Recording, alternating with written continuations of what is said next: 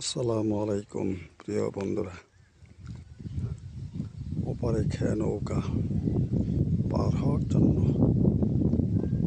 এপারে আমরা দাঁড়িয়ে আছি। সরকার ভাড়া করতোয়া নদীর খেয়াঘাট।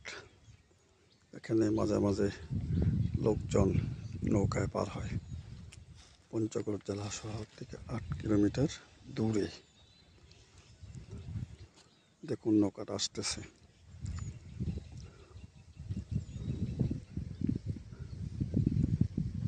করতোয়া নদী, নদীর পানি অনেক কম। নদীর পানি বৃদ্ধি পায় নাই।